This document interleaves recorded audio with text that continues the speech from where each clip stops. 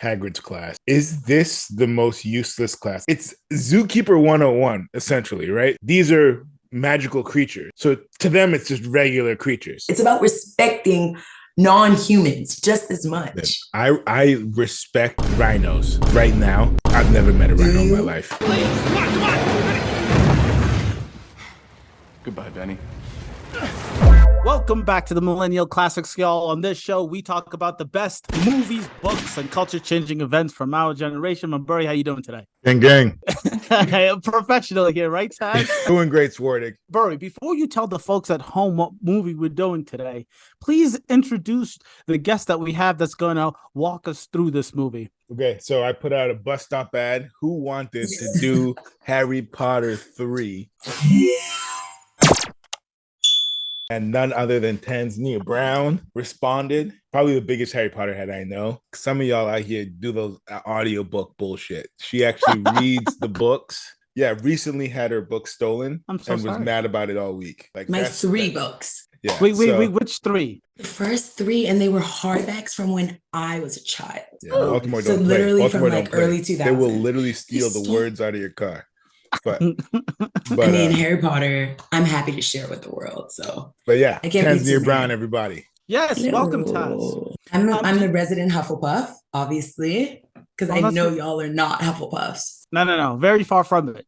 In fact, I'm pretty sure Mulberry's a Slytherin. I can see it in his eyes. Yeah, he gives true Slytherin, horrible energy, green energy, basement energy. But he's also the most skilled.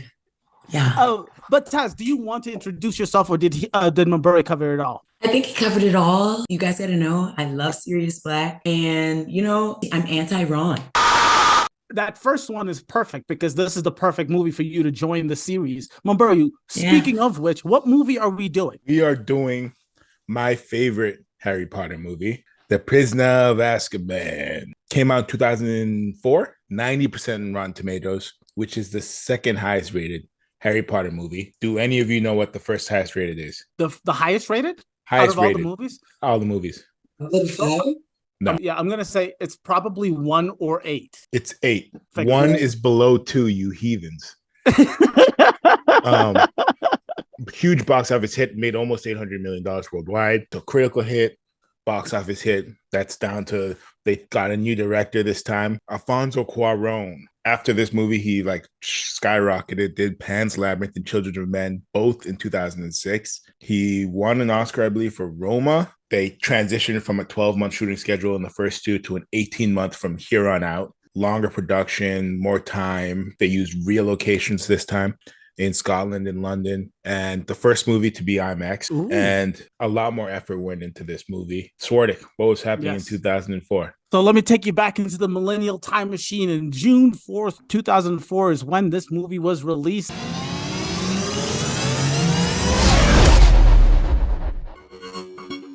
Usher, my man Usher is doing Usher things in music. Usher released, one of the biggest hits that come out of his discography from his studio album Confessions. He also did a collaboration with Alicia Keys on the track My Boo. Oh my goodness. Usher.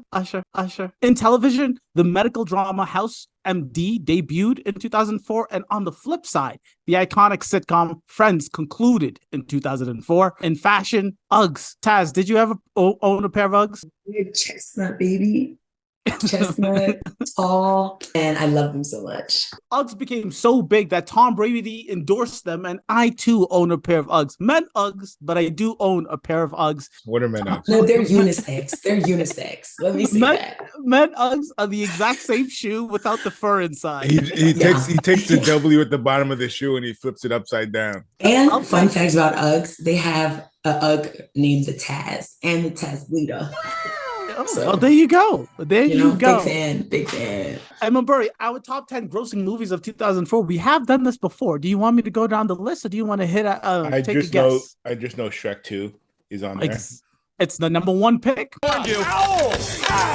number 10, and I did 10. Usually I do 5 just because I love mentioning National Treasure.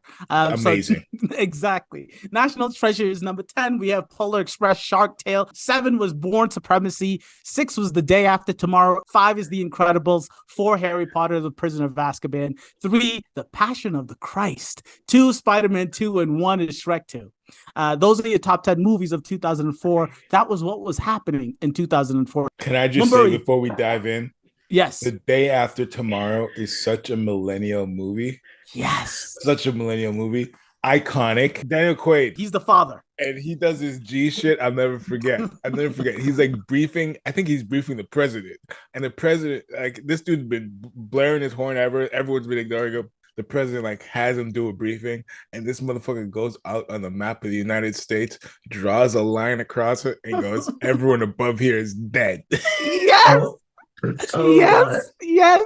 But we have to do this movie. I was like, "Yo, this dude ain't playing." It's not like, "Yo, if you in Chicago, you can get to O'Hare and get it below." Nah, none of that. You dead. You dead. You're dead. We need helping you. See you later. Taz, you have talked a lot about reading the books. Before we dive in, because I read a little bit about this, but I just wanted you to just throw your input in. How different is the books to the movies? Because I know when the book came out, this is the biggest book so far. So how different is it from the movies? Honestly, it's just longer, right? Like, and so because it's longer, you get way more details. Sometimes you lose some of the action-packed scenes, right? Or you lose some of like the heartfelt moments. But I do think the movies do such a good job of like keeping the most special moments. Of course, it's only 1 or 2 times where the movie is actually better than the book. It happens, right? Like you just lose some, like the smaller characters, especially. I think you really lose them in the movies. Okay. You know who one of my favorite characters is, and you Cho don't Chang. see her. Cho Chang. Professor Trelawney. Oh, okay. You know, I'm a kooky teacher. So is she. So you lose her. You lose like the choir director. What's his name? The choir director? I literally Yeah. just finished reading Prisoner of Azkaban, and I promise you, I can't remember the choir director. Well, he's like the short like dwarf in the movie. You can't say dwarf anymore, baby. You can say dwarf. I'm pretty sure you can say Small person. In the Wizarding world, it's flipped. They say midget, we say dwarf. I just wanted to say, I don't want to step on anything you're doing in any comparisons, but do you think that this movie benefits a lot? Because it's one of those few movies where it's not like a movie based on a book where some people have watched it and not read the books. This is the type of movie where everyone who's watched it has essentially read the books and has that knowledge inside when they're watching the movie for the first time. They don't really explain the whole Marauders map, like Wormtail, Padfoot, Prongs, or whatever. They don't explain any of it. But just because I've read the book, I just realized I just subconsciously fill that information in so that when I see Wormtail going across, it's like, oh yeah, I know what's going on. You really are watching the movie and for the first time and you don't have that background. It's a pretty weird scene. Like Lupin's reaction, like you don't actually know what's going on, and it's like Scabbers is a dude, and you're like, and they were best friends. Like it really is a logical leap, but when you read the books, it's just like boom, boom, boom, makes perfect sense. Do you think that's an issue? Should count against it, or do you think that's a benefit to it? Such a benefit because so a lot of Potterheads get so upset by the movie because the director he changes the genre. So of course, like the books are just like pure fantasy, right? When you go to Barnes and Nobles, when you go to the children's section in the library, they're in the fantasy and fiction section. But the director, he makes it a horror film. Like he adds a lot of elements of horror. So it's like these elements of like depression and sadness. The Dementors.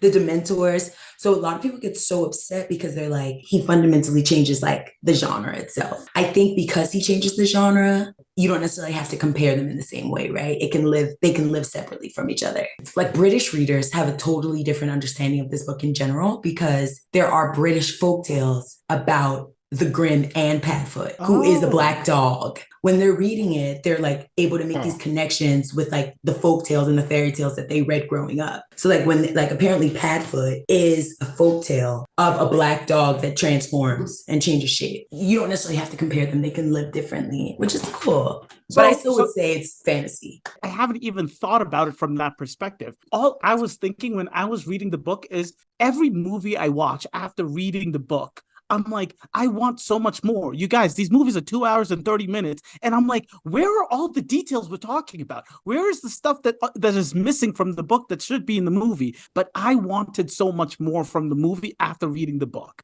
So much more. So I can definitely understand the folks who read the book and who are upset with the movie, not so much for the genre change, because I think it might be necessary in some cases. We'll get to it when we get to those scenes. I'm a little on the other end of from you, Taz. I don't see it as you can judge it two different ways. I actually see it as the book is much better. It's just much better. Yeah. Okay. And then, all right. So before we dive into the scenes, I'll just ask a question to lighten the mood. How much would it take for you to get sucked by the mentor? 10 seconds. 10 seconds. A little suck from the Dementor. 10, like someone gives you 100K and it's like 10 seconds suck from a Dementor. Of course I'm doing it. 100K? Yes. No. I know you got student loans. No, I'm not doing that. I'll die. It's a 10-second suck. That's it. No, that I will die. That's the whole point. Dementors don't care. They don't stop. All right, 5 seconds. Am I a wizard in this or am I a human? No, there's a wizard there. A muggle. There's a wizard like on hand to do the Patronus charm at 5 seconds. 100K, 5 seconds. Yeah. Which wizard? Neville Longbottom. No, it's gonna be Ron. We're all gonna die, bro. Ron with the broken wand. All right. Let's get started. Obviously, we got to start this out. This is always the scene that pisses me off, and it always is at the front. So the Dursley scene, without fail, I always am just like skip. But here's the thing with this Dursley scene: number one, scariest creature in the building when she blows up to that size, and she's still screaming. Honestly, it's just unsettling when she goes in on Harry's mom and dad. I literally was like, she's cooking something. I don't know what she's cooking. But that's generational hate. That is great. And then she blows up. Okay, don't worry. I'm telling you, first of all, in the book, Aunt Marge is so much worse. Not so much worse. You just get a little bit more context. So there's a lot more shit talk going in there. And I literally, in my notes have here, Aunt Marge might be worse than the fucking Dementors. Okay? And let me read you that quote. That's what I'm saying. Yeah, and let me read you the quote that got me shaking in my boots. Remember, folks, this movie is rated PG. She says, and I quote, "If there is something wrong with the bitch, there's something wrong with the pup." I said, it's over. It's over. This is supposed to be a PG movie for kids. Get out of here. This family sucks. Why do we keep having them? But at least we get Harry Potter's big dog moment, Big dog. And then like the dap up, Because Harry does that right to Dursley's face. Dursley tries to big dog him, and Harry just comes with the wand right there. And it's like, it's everything that you've been wanting from him since you saw that little cupboard underneath the stairs. And it finally happened. He stood up to him. That's why this is my favorite Dursley scene, because it's at least Harry's out of there. Yeah. He stands up for himself finally, which is, it is really nice to see. They made Marge so bad to get Harry to that point, which is it's just smart. They just J.K. Rowling built that part of the book, and the director built this entire scene just so perfectly. In the movie, I think it's better because it's like she's so horrible to him. And it's like, she honestly just deserves to pop, right? Like she deserves the worst. And in the movie, she actually gets that. Whereas in the book, it's like, oh, she gets stuck in the chimney. Yep. But now it's like, yeah, you're making her pain last so much longer. Dudley, I hate that kid. You just want to punch him in the face. And I hate how she babies him, or when she lets the dog drink out of the wine glass. Yeah. It's like, you are so gross. It's like the grossest That's parts just of white her. people doing white people, though. Yeah, that's Gotta true. chuck that I'm one like, out. white people stay doing crazy. Muggles or not, like they just stay doing the most. It's like she literally treats her dog better than Harry. Yeah. Shares a cup with her dog and then like slaps homeless people outside. Like Yeah. that's the Yeah, vibe. yeah. So I have the bus to Leaky Cauldron build up. So Okay. I'll just say this because I think the worst parts of this movie are the parts that are amusement park ride-ish or very slapstick physical comedy because I feel like it doesn't go well with the rest of the tone of the movie. Movie's so serious, it's so dark, and then you have like the bus is going wild, we're making jokes. It's like it feels like when you go to Warner Brothers and it's like the floor is shaking and you like that's type of vibe it gets. I just think they just don't fit with the movie, and I can see why they're in there because it is a kids movie and they're probably like add some whimsy. But that bus scene, then to the Leaky Cauldron, then to the Cornelius Fudge talk, Yeah. Explaining why he's not explaining why he's expelled. right. Yeah. Then to the Weasley family Sirius Black buildup. I have that all up because it's kind of the whole precursor and building up Sirius Black as the eventual big bad. They do it slowly from the bus all the way to Arthur explaining to him while there's the posters are behind him. And those posters are so sick. Honestly, like the newspaper things, that's probably one of the coolest things about the Harry Potter world. The moving pictures. And it's so weird because it feels magical to us, but it's literally just a movie on a thing. Like we could do that now. Like, but in my heart of hearts, I'm like, that is so magical. It's on paper and the pictures are moving. I just feel like it's kind of cohesive in one building up to the big bad. Also hate that scene, the bus scene, but I mainly hate it for the Jamaican accent. I just hate that. Yeah, take it away, Ernie. It's like, what is this? It's just so odd. And I just hate how like idiotic the bus driver is, which I guess is supposed to be funny, but it's like, you really don't know who Harry Potter is? This is the third movie. So it's just one of those things where it's like, I know it's meant to be funny that he doesn't know who Harry is, but it's like, come on, you should know. White people just found out about swag surfing this week. So Yo, like, Taylor, take it away, girl. You guys don't enjoy any fun. The bus ride was a good time. Listen, maybe I have this quote where the bus boy, he's not the driver. The driver is the blind old man. But the bus boy, when he's describing Sirius Black and he's like, he's a murderer, he's a big supporter of you know who.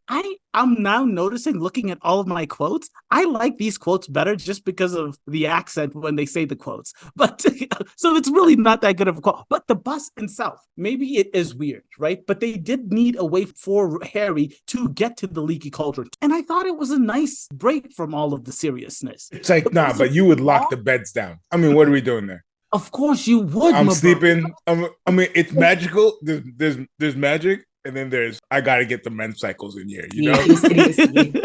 Yeah. But it was cute. Yeah. It was cute when like Sirius pops up on him and he doesn't know. It's like, that's the best part. That's the best scene. And then we get introduced to Scabbers and Crookshanks and that series that you're talking about. You meet like really important characters and they don't say anything, which is impressive, but it's also just like so goofy. It's just like, this isn't what I needed. The one goofy scene in this movie that bothers me is when they first get to Hogwarts and the kids are like doing those animal noises. If that goofiness doesn't bother you and this goofiness does, I don't know what we're watching because we're not watching the same movie. But about what you just said, Taz, yeah, so I can at least understand you guys not liking the bus ride. It is a little silly when they do get to the Leaky Cauldron, when they do meet Mr. Fudge and they explain all of that stuff. And then it gets back down to earth and gets back down to the movie that we're watching. Specifically, Maburi, what you said, that scene where Mr. Weasley's explaining his situation and his relation to Sirius Black and how he needs to be careful when he goes to Hogwarts. That entire scene is beautiful. It's gorgeous. The way he's walking with him, the way he's pulling him away from other people. Like, if you just notice the scene, watch it over again, it's so well done. Like, it makes sense. He's like, I need to explain this to you. I shouldn't be telling you, but I need to tell you. It all makes sense. And you see his face in every single one of the posters. I really do enjoy it. The important thing about this series is from this movie, it literally literally sets the tone. Everything from here on is literally that dark, that gray. And some people might say it gets too dark. They're like, it's like everything is dark black and green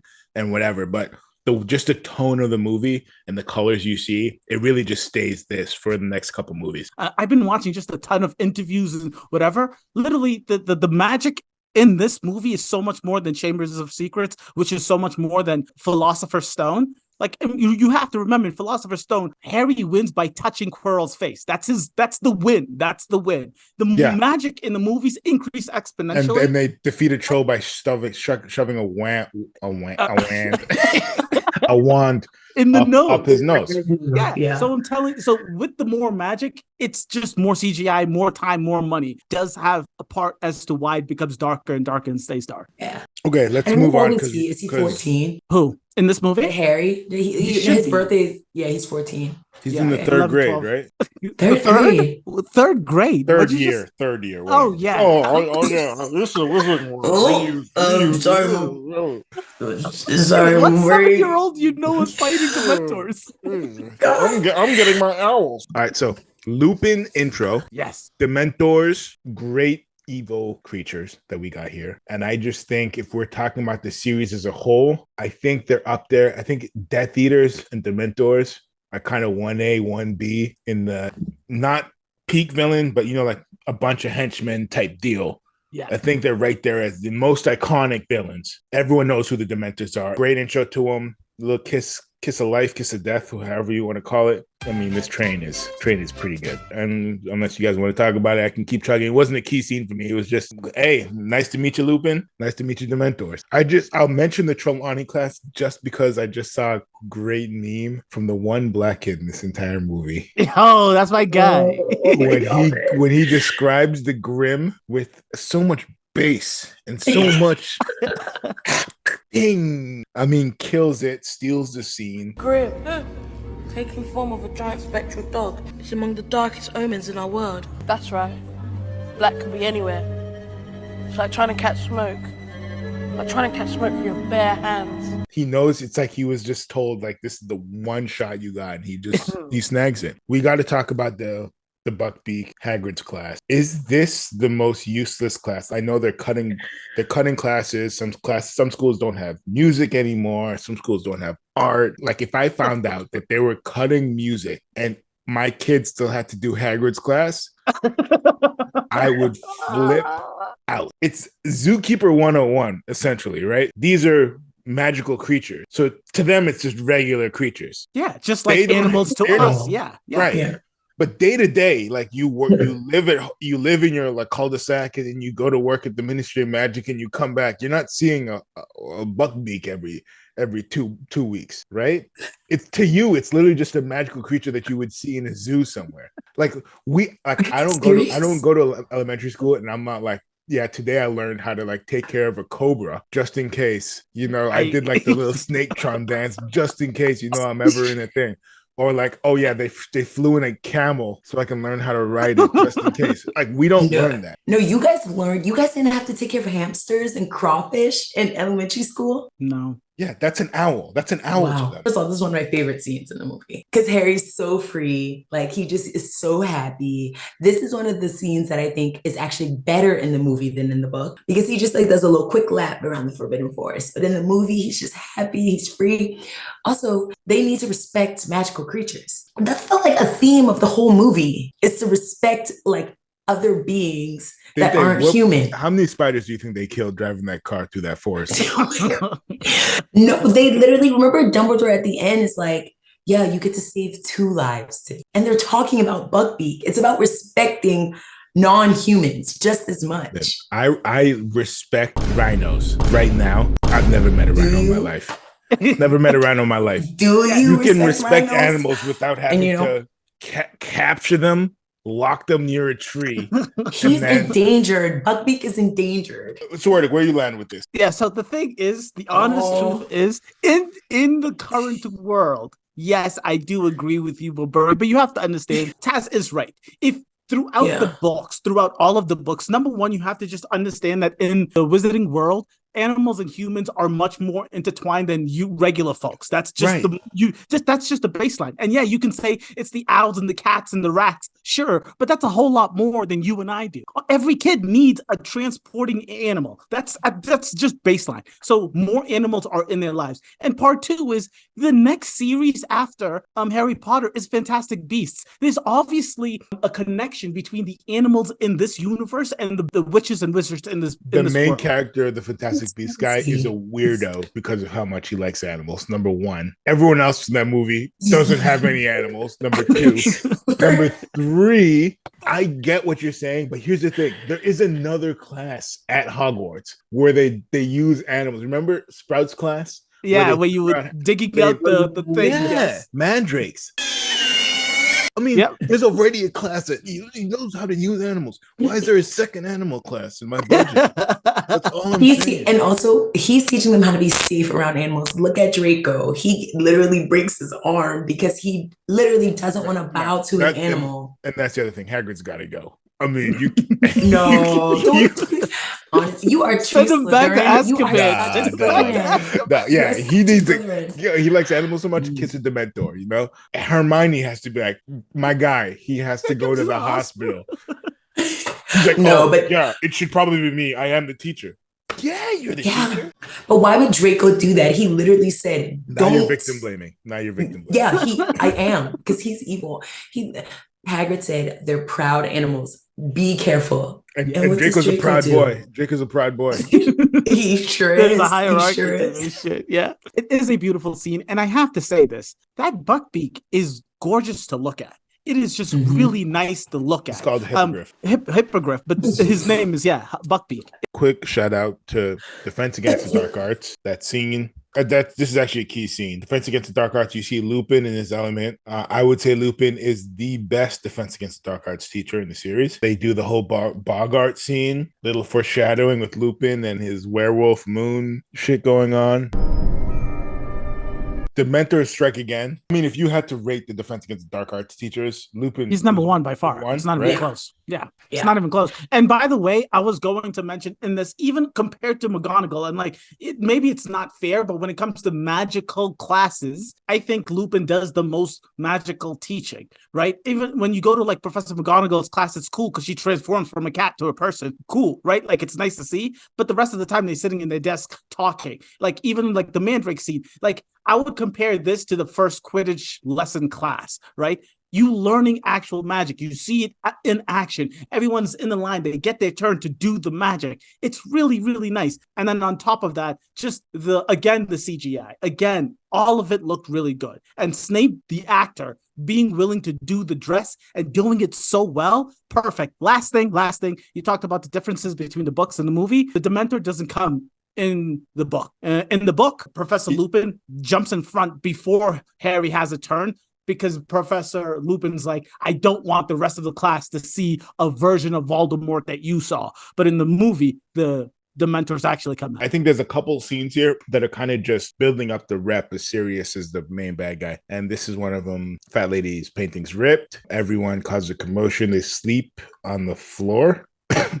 We can't get some magic air mattresses here.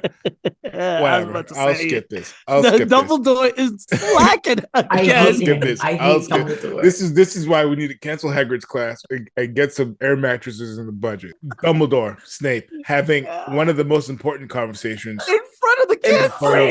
Public.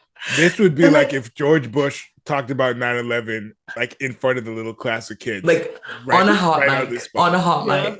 Yeah. I don't get what's going on. I feel like they knew Harry was awake, right? Dumbledore knew, he was trying to warn Harry. Something, bro, because he was staring him down, bro. And they were right above him. I'm like, what's going on, bro? Why are you doing this? Yeah, and he's trying to sleep. It's in front of all the other students. You're in the Great Hall. It echoes. There's nothing around besides students. Everyone is hearing what you're saying, Dumbledore. Come on, bro. It's silly. Quidditch. It's back. Mm-hmm. The best part of the Harry Potter series is back. What crazy. Can I say about Quidditch in this movie? It's not the best Quidditch scene. No, it's frankly, it's one of the worst. Yeah.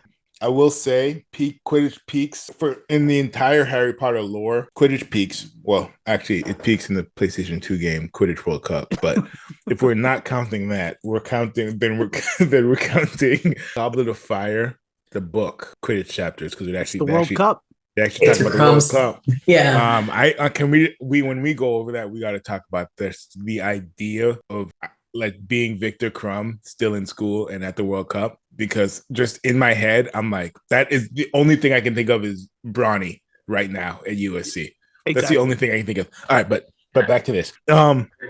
Dementors show up. Harry falls off his wand, breaks the old Nimbus. Who hasn't done that? First time I will say that. Damn, Quidditch is pretty dangerous. Like, can we call off the game here? This is when I would take my kid out of Hogwarts so fast. So fast. Because they're giving me real Friday Night Lights vibe with the game must go on because the people in the stands look miserable. There's Dementors floating in the sky. It looks as like there's a storm. No one can see shit. There's thunder. And literally, Harry is falling from like 20,000 feet and damn near bounces on the ground. The game should have been canceled prior to even seeing a single Dementor. In the beginning of that scene, you see lightning in Harry's background. It's Literally. like, you guys are up in the sky. Does lightning not affect wizards? Like, this is, it's too much. It's too much. Marauder's map. That's the way I did Okay. it, because I literally put some exclamation marks right next to it, because Marauder map is probably one of my favorite magical items in the whole series. Ironically, one of the least powerful because it literally only works in Hogwarts. It's not really like you're a great wizard with the Marauder's map, but it's so OP in Hogwarts. It's so fun. It helps Harry so much. It makes you wonder why Fred and George even gave it to him permanently. Like, because those guys are the ultimate mischief guys. Like, they wouldn't use it. Yeah, first of all, I love Marauder's map too. I agree with everything that you said. And I think we lose so much of Fred and George. Like, first of all, they are actually the comic relief in the book, like throughout the entire books, where you don't need like the bus scene or these like other like corny scenes, because Fred and George are actually so funny. And of course, they're like giving up the thing that they love the most, which is like this map. And they're giving it to him, even though Ron and Hermione just ditched him. Like, what kind of friends are you guys? You're horrible friends. You're literally horrible friends. Well, they're not, but like. I mentioned it earlier. This is one of the key parts where the book really deepens this scene, because you're just like, this is what I've been waiting for. But I think this and the invisibility cloak are the two things where it's like, it's not just magical items, but it's also like connects him to his dad. Great scene. Harry sneaks out. So this is all one big scene. Meets up with the friends for the first time, who cut out on him with no hesitation. They said, see ya. I circled this scene because Draco and his boys. Yeah. This is why sometimes I just don't get the Wizarding World, because if I was a wizard and something invisible was fucking with me, I wouldn't freak out. The way they freak out in this scene, they freak out like regular people being tortured by like a ghost, whereas they're all wizards. I just don't understand the reaction, because someone would have been like, it's Potter with his invisibility cloak, or like someone's casting spells. Like, no, they just run away like literally 3-year-olds. Okay, here's my thing. So, Mumber, you said that the Death Eaters are like iconic villains. Are they? Because like, look at their children. Death Eaters? I feel like, yeah, they're are they iconic? Do not like, judge villains by the look at their character of children. their children. Look at their That's like sons. They're cowards. And they're cowards. The Malfoys are like cowards.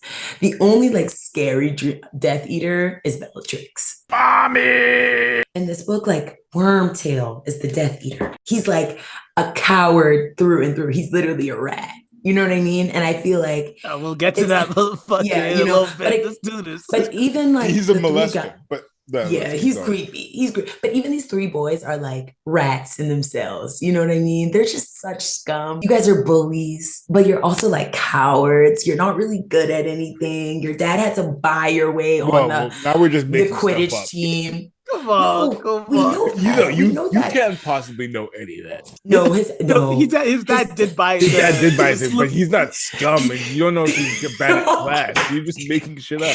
No, he is. He literally is bad at class. Or wait, what movie was it where they like the 2 boys? They like baited them with cupcakes. They like saw Chamber the of floating Secrets. cupcakes. Like, what? Grab and Goyle, Like, those 2 Goombas. about the Marauders map, everything that Taz said for Fred and George's defense or reasons as to why they gave it to Harry is very, very true. And I'm pretty sure the math adds up right that this is either their fifth or no, it's the fifth year because Percy's still there.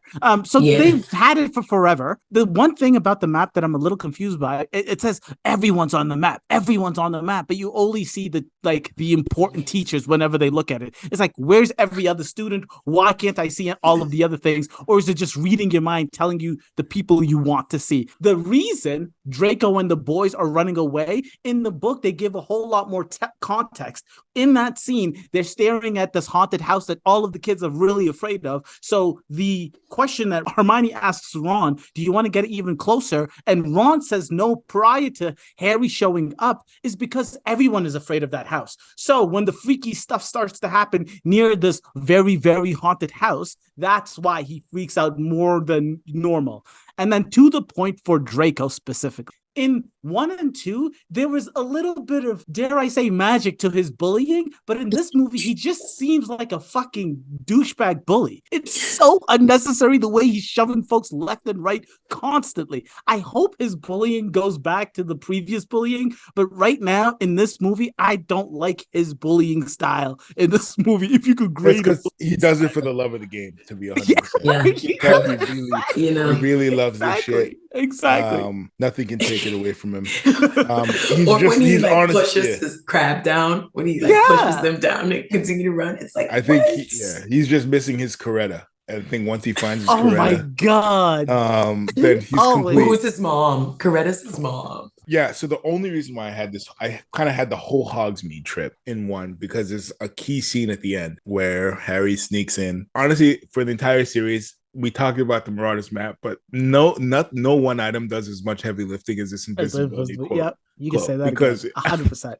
So he just sneaks into a meeting with Cornelius Fudge, McGonagall, and whoever, and he finds out that Sirius is actually his godfather. Great little nugget there. Really building this. This is the guy that betrayed his family, is his godfather. Godfather is still a big deal now? Is this still a big deal? It is most definitely a big deal. Is it a legal term? Is it a legal term? No, the courts decide, right? The court decides it, and it's usually next of kin. That's the whole Hogsmeade trip. I kind of just had that rolled into one. I actually have something to say about this. Go right ahead. Here's where I'm like, what's going on with you wizards? Sirius is like literally the most loyal character-wise. He seems like, he really is like ride or die for Harry's parents. Why would you believe he does this? Like, I feel like no one was like, I don't believe that. But it would have just been a bit more interesting if there was like one person that was like, I just don't really believe he did this. Yeah, but it seems like they all so willingly was like, serious, like he really just flipped on them. But I'm like, does that even make sense for his character? I don't know. Maybe that was the whole point. No.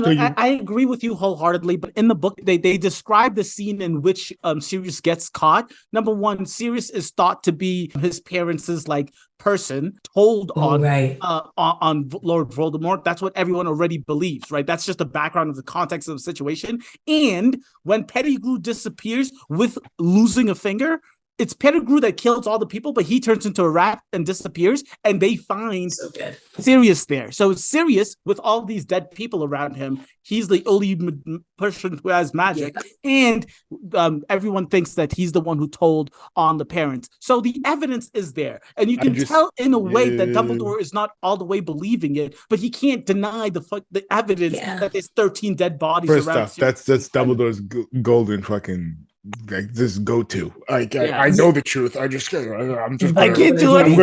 gonna let it ride. But I will say this: if the Potters died in France, this would have been one of the craziest Anatomy of a Fall spin-offs of all time. I'm dead. Was it serious? Did they fall? How did we do this? I mean, that trial would have been fire. Yes, putting Sirius on the stand. So good. Harry learns Expecto Patronus. Is this the most famous spell? No. What's that thing that... there's Lumos. There's Expelliarmus. I think the most quoted is what Hermione correcting Ron. What's Leviosa. Yeah, exactly. Yeah, I think that's probably the most famous, but the most useful. Oh well, Yeah. I don't know. So if this is the most useful. you in Uganda, someone tells you they know they love Harry Potter. What's the spell they're throwing? You think it's Leviosa? It's Lumos. I It's literally say Lumos to my phone. Well, there is a difference between spells and charms, right? So, like, I I think, understand that. I'm asking what the most famous one oh, is. oh, Well, if we I know. include potions, Oh no, I think expecto patronum. is I think that's like what you say, right? Probably. What would your patronuses be? mine would probably be a fucking turtle or some shit, some absolutely useless animal. Because Because I'm getting my I hope 10 it's seconds. Bucky. I'm getting my 10 seconds. I'm getting my 10 seconds. I hope it's your spider. I hope it's your spider. That spider. You so love. I want to say like a gorilla or like a giraffe. I want to be We like get it. You're from Uganda. A rhino. All right. A rhino. Taz, what you got? I would also want mine to be a monkey, Yeah. but probably it would be like something cute, like butterfly. It's not going to give you much time, girl. I promise you. My butterfly distractions. I want some calamari. I want an actual plate of calamari to save me. Yeah, honestly, A little drizzle of lemon, some salt, some marinara sauce right on the edge.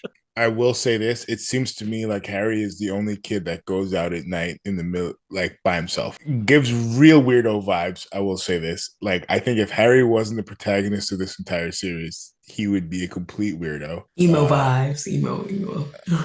Snape finds him. Honestly, best line reading of the movie for me is bit of parchment. It's just a bit of parchment. That bit of parchment. I'm always like, bit of parchment. The kids out here just carrying a bit of parchment. But I just say, yeah, spare bit of parchment. That's what he tells Snape. It's just a spare bit of parchment. It's 1 a.m. in the morning. What are you doing with this spare bit of parchment? No, but right, in his defense, in Harry's parchment defense, literally the scene prior, Snape takes over Lupin's class and he tells everyone, I need 2 scrolls of parchment on werewolves. So it's a thing. It's a thing in Hogwarts. It's a thing in the wizarding world. So if he has a bit of parchment, he's okay. It counts. Right. It gets it. He's writing an essay at 1 a.m. Lupin finds him, saves his ass, confiscates it, tells him about Wormtail. Before there's a whole climax, which I kind of, you guys are going to hate this, rolled it into one. That's when like the movie starts chugging and it's about to reach the station and it really just goes off the rails. But there's a scene before that, which is key to that end scene. But when they go down to Hagrid's, talk to Hagrid, Cornelius shows up, Lucius shows up, they sneak out the back, they watch him die. And before all that, obviously, they fight with Malfoy. Yeah, great punch. Great punch. I think they did Malfoy dirty in the movie. He's really snivelly and whiny. The movies kind of teeter back and forth between he's like Harry Potter's rival and he's a bad guy, but he's competent and he just comes through with the one-liners like filthy mud blood. I mean, and they kind of let it up this time because I heard you fainted, which honestly is a hilarious line because, I mean, who's out here fainting? He did. Who's out here fainting? And the fact that Harry actually fainted makes this extremely funny. But then it's like Hermione's like has what a fist in his face or one in his face, and this dude, his lips is trembling. The way you describing him, Murray, I think makes more sense in the way I was like, I don't like the way he bullies, but competent, right? In the other movie, he is a rival. He is competent. You know that he's good at magic. In the dueling club, he does best Harry the first time they go at it in Chamber of Secrets. So like in this movie, he is this whiny little like asshole, right? And that's it. It doesn't feel like the, you know, Harry's like antagonist. It doesn't feel that way. So that's just the one thing where I'm like a little bit off. But other than that, I'm sorry. But I also have to say, even though that is all happening, I love what this movie does for Hermione. Hermione is the best wizard. Hermione is the fucking greatest witch. Like, I feel like she's carrying Harry and Ron, especially Ron, on her back constantly. And this movie really shines that. Like puts a light to that. Everything that needs to happen happens due to Hermione. Without Hermione, Buckbeak dies, Sirius gets caught. Like it's over. It's over. Yeah. But I will say you skipped a major scene, which I actually think is the start of the climax. Professor Trelawney's vision. She literally tells you exactly what happens. Sweater, when you were like, it does so much for Hermione. I honestly think like Professor Trelawney and Hermione are like foils in this, right? She's like the kooky witch that no one believes. Like everyone kind of thinks her class is a joke, except like the other two girls in the book, like Lavender and the other girl. Like Yep. they're like, oh my god, Professor Trelawney is like, you The know, shit. she's the shit. She's smart. She like everything she says is right. And it is actually right. Like, sure, it's interpreted differently.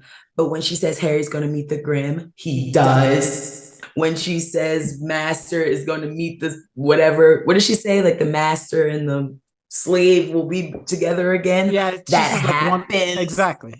And Hermione like hates her and like hates divination. Because And it's I'm a like, bullshit class. It's not. It's literally not. And like Hermione's like, I want to go to ancient ruins instead. I'm like, Hermione, can you stop being a pick me for 1 second and just actually enjoy a girly girls class for a second? We do come to learn that she's doing like 19 classes all the same year, which I think Professor McGonagall allowing that is insane. It's like, okay, allow your student not to have any sleep. You can tell kids no. You can just tell kids no.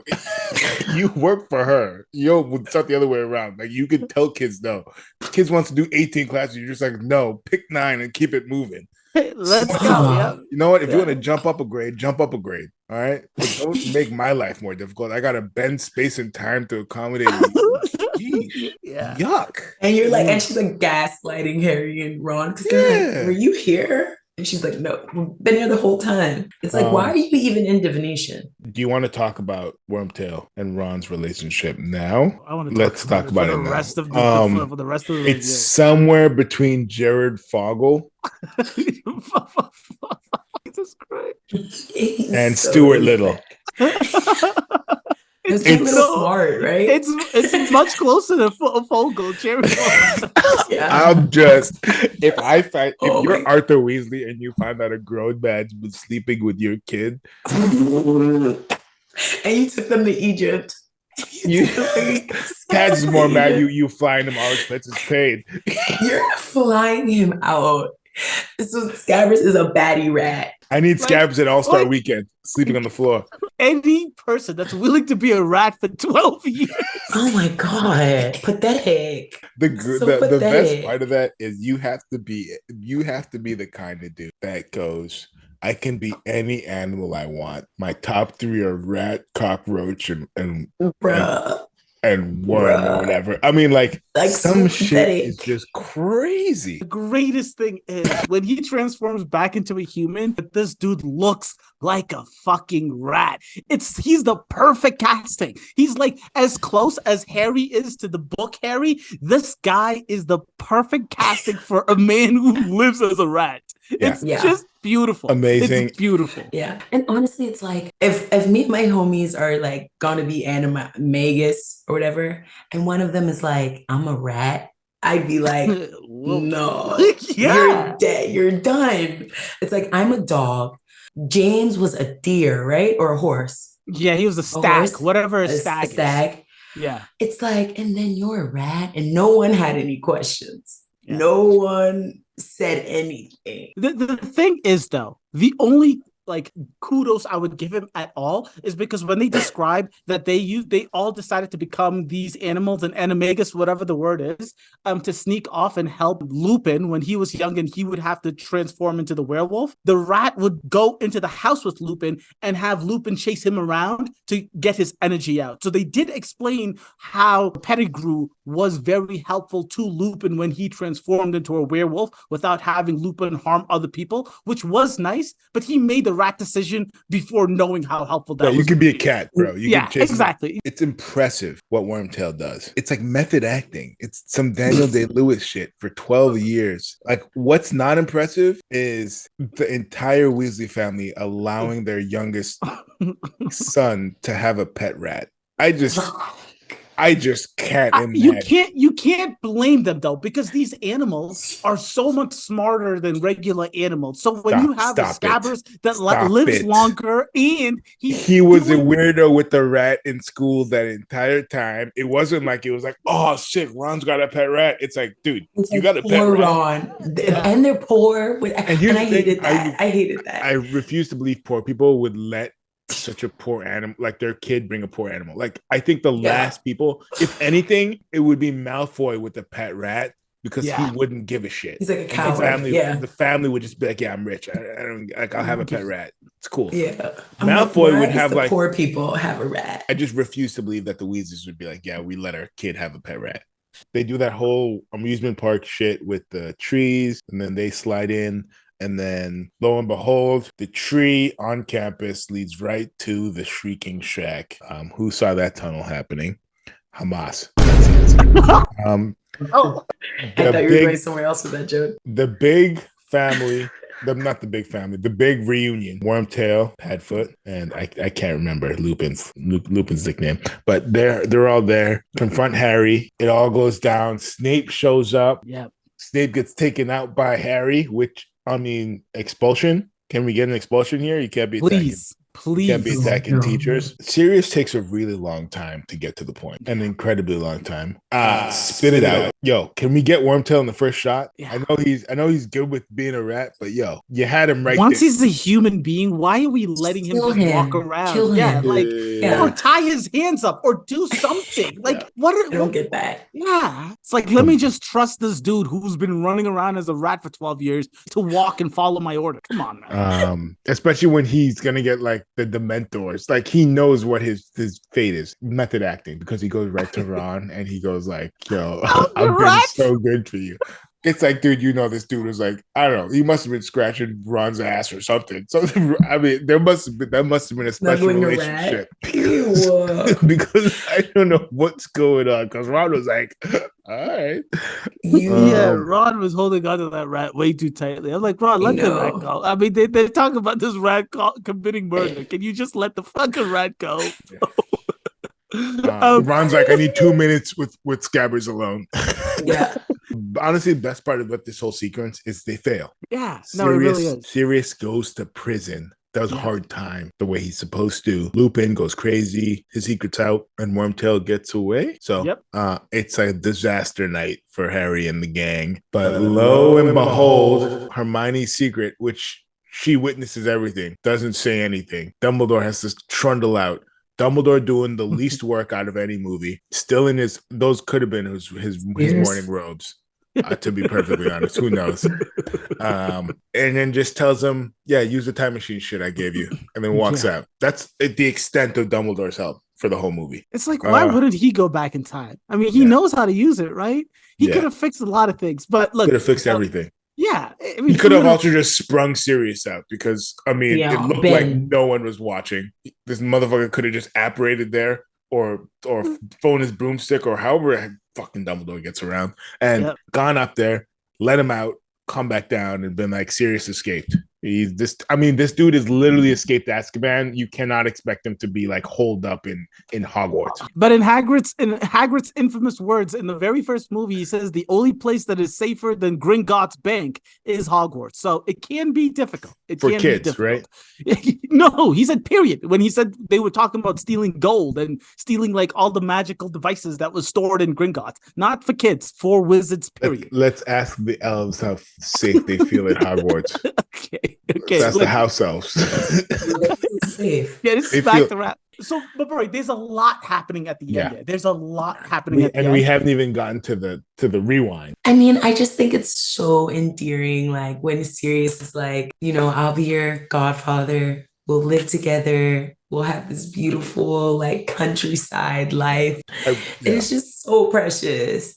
I have that down in my deadbeat dad playbook. If I ever need to go back into my son's life, I'm gonna take the serious notes. You're like, if you were in prison for 12 years. Prison, second family, third family, who knows? The only thing pre-rewind is like, I know you say every movie we review that Harry has it out for Snape, but Snape has it out for Harry in a really weird, unproductive, like crazy way. It's too much in this movie. The way that he's going after Harry for it's not every little thing. Harry's doing some wild ass shit in this movie, but like it's too much. The way he comes in there, he's ready to like drop everyone, give me a reason to kill you, give me a good reason to kill you, but the kiss of death from the Dementors would be better. Understandable. It is understandable, right? But if you see Lupin, the person who's also a professor with you, that's telling you, hold up, Snape, give him a minute. But Sirius does really need to talk fast. The studio's like, oh, I missed you. Let's have a reunion while everyone over here is like on the brink of death. Come on. And he's being so vague. And he's using because they do this thing where everything he says means two things to everyone in the room. Yeah. So that he's like, everyone's still training their wands at him. The simple rom-com stuff, like when rom-coms, when it's like the girl thinks the dude is cheating, but he's like, he went off to get her a gift, but they're talking past each other. And it's literally the exact same thing happened. It's the same thing. Last thing, I just really like how gross the werewolf looks. Like, it would have been easy for them to make the werewolf look really badass, but that's a gross looking werewolf. And I like that it looks bad. It adds to the crazy weirdness, dark scariness of this movie. Yeah. And my favorite Sirius line is when he's like, late as always, Snape. You can tell it's like, since we were kids, you always try so hard and you never quite get it right. But also, and I just feel like that's Slytherin and Death Eaters in general. It's like trying so hard and you never quite get it, right? Sucks to suck. And it's just, it sucks to suck, and like, you suck.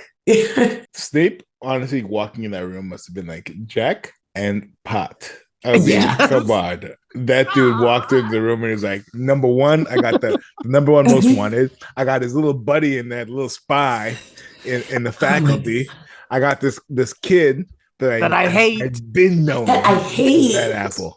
Because his dad bullied me. And then his dad bullied me. And then I don't know why Wormtail's here, to be perfectly honest, but I'm sure he's perfectly innocent. But Snape would have known about Wormtail's betrayal from the Dark Eater side, right? But did they also think he was dead? Yeah, everyone thought that. I think so once Snape saw Wormtail, wouldn't Snape be like, "Oh, yeah, shit." Yeah. But Snape is just like, "Nah, I got you, man." So I don't know what's going on with that scene, but. All right, so now let's get to the time sequence part. The rewind. So this is the part where this gets into, this must have been too complicated for little kids. Like from this part on, I just feel like it's really tough to follow your first time, because essentially what they do is they jump back in time. They're following themselves. Now, to save Buckbeak, all they have to do is loosen it while after they've seen him in that like 30-second stretch, and then they let him go into the forest. They are still seen, and then the Dementor, right? Yeah, from the werewolf, right? Oh yes. Hermione saves Harry from the werewolf. They go up to, and then they use Buckbeak to get Sirius back out. Sirius saves Harry and Hermione. Yep, and then Harry chases Sirius. A boy's best friend, right? And then Harry saves himself. It turned out it was Harry that saved himself. We talked about the twist in the first two movies. In the first two movies, it wasn't really a twist. It was Quirrell the whole time, and Quirrell was Voldemort. Yeah, whatever. Second movie, at least, it was the book. There was a snake in the sewers. After hours. I mean, we're getting better. This movie, Sirius is not the bad guy. Great little twist. Voldemort doesn't show up. Also a great little twist. I mean, this is just great. There's no Voldemort. The bad guy's a rat. I mean, the bad guy is a rat. And Ron, this is a key part. They leave Ron behind, and it's a success. And if they could hone in on that and realize where that success comes from, I think if you can see the task in front of you and you don't see any chess being played at all, I think you just say, let's leave Ron behind and let's get this really done. But, yes. Yeah. Do you guys have anything about the ending of the movie? Harry and Sirius, they don't get to stay together. Sirius has to go on the run again. Why? We don't know, because there was 5 witnesses that saw Wormtail. So that should clear Sirius. Dumbledore is the most powerful wizard in the planet, and no one gives a shit what he thinks. Great. Great. Yeah. All that power. Always. And doesn't do anything. Dumbledore is damn near useless. I mean, I would rather have Sleepy Joe as head of Hogwarts. In the first movie, everyone is like, oh, Dumbledore, like whispers Dumbledore. He has a sense of reverence. Yeah. Then as the movies go on, you just see every professional character shit on this dude and just be like, nah, we don't really believe you, Dumbledore. And nah, this, nah, that. And I don't get it. Dumbledore is the most powerful person with no power we've ever seen. But that's my 2 cents. I mean, like, I What don't do you- know how big of a deal like the schools are, but he's a principal at a school. LeBron James was the principal of a school. I mean, like, how serious are you taking what he says? Like, I mean, if that school is the school in the country, and maybe you Yeah. plagiarized a little something in your past. I feel like Dumbledore is like, he's so successful because everyone loves him. You know what I mean? It's like he would win Survivor. They all are just so loyal and they trust him with their lives. But they're like, yeah, he's got it. Like they just have such unwavering faith in him. That's what actually gives him his power. I'm not sure if it's like, what they well, need he is supposed to be the smartest, but What do you mean? what He they has need- the Elden Wand. He took down Grinovich or Winovich or whatever that Grindelwald. oh yeah. I mean, this dude is like a legend in the game. exactly. Yeah. Umbridge takes him out like that. Well, yeah. I mean, what? It's so the bad. It's hell? so bad. The part where Harry saves himself, I really, really do like. I really like the idea that Harry so badly wants to see his dad that he's watching himself get sucked away. Hermione's like, his dad's not coming. Say and that he's again. like, getting sucked real bad. And then he's like, you know what? I have to do it. And then he ends up doing it. And again, I'm saying like the magic portion, it's so real in Prisoner of Azkaban. I see the most magic so far in this movie, and it all makes sense, right? I always say that Hermione is the star, is the reason most things get done. But Harry has the bravery, like we have to do the thing right now, no questions asked. I'm not going back for help. And he just has the talent, right? So him doing that, the Expecto Patronus, so well that it's blowing away the 20 Dementors, it's a perfect way to end it, on top of the fact that he gets his fire stick, broomstick, whatever, and flies away. But I really do like the idea that he's willing to watch himself almost die to get a chance to just see his dad. I love that aspect. And he gets a best friend, right? Like Sirius is first of all, I love all the dog references in this movie. But like Sirius, you know, a dog is a boy's best friend. Yep. And he finally gets his best friend. Like we see in the first and second one that like he clearly needs a mentor, right? Like it's not going to be Mr. Weasley, it's not going to be Lupin, and it's definitely not going to be Dumbledore. Yeah, like, and he just is like desperate for a father figure. Yeah. And Sirius isn't quite a father figure, right? Like he's his best friend. He's like an older, cooler, bad boy brother. You know what I mean? And he finally just like gets his best friend, who is also a dog. And it's so cute when Sirius is like, I actually have a pleasant disposition. Yeah, and sadly he has to go into hiding, but like you see him just finally have an adult in his life that he trusts. Yeah. And that he can like talk to about anything. That, like, even though the books get darker, but it's like at least he has someone. You know what I mean? Where it's like he actually is someone that's like just for him. It's not like Ron's dad or like Dumbledore is like everyone's principal, right? But it's like Sirius is his best friend. Harry. So I hear you. Harry needs a scabbard. I do want to mention, before we end this, which it's been a great pod. I've learned so much from everyone.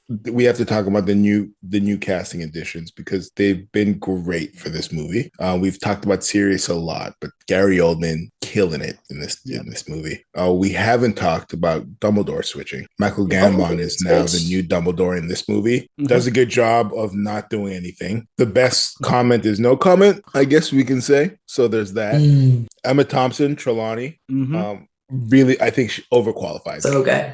No, she's so good. She's so good. I think her act, like she is overqualified for that role. 100%. But Emma Thompson doing it is fantastic. Yeah, kill it. David Thewlis is Lupin. Good, solid. And who is the actor who plays Pettigrew, the rat? I just wanted. He just does such a good job looking like a rat. I love it, man. I really like it. Yeah, I'm like, that's so good. That's so good. Couple of notes before we wrap up. The B-roll of the Dementors throughout the movie was just so perfect. Like it added so much to like the scariness. Like it just random times that it would just zoom out of Hogwarts and you'll see a Dementor fly by and the grass ice up and the flowers die. It was nice. I really like those B-rolls. And then lastly, I just want to see what that Harry coming back to the Dursley scene was. I would love to just see him have to walk back and knock on the door. Their asses, yeah. I think feel like look at this Bumblebee trying to get back. Any final thoughts before we wrap this bad boy up? No. I think we got everything. I honestly think we killed this one. I think so too. This is perfect. Taz, thank you so much for joining us. Ladies and gentlemen, please, if you want to hear the book reviews of the series, go check out our podcast. We definitely want more folks to join the podcast. The link will be in the description box below. We are going to continue this Harry Potter series. We've got 5 more movies? Right? Yeah, 5 more movies and 4 more books to do. So join us on this process, and until next time, deuces.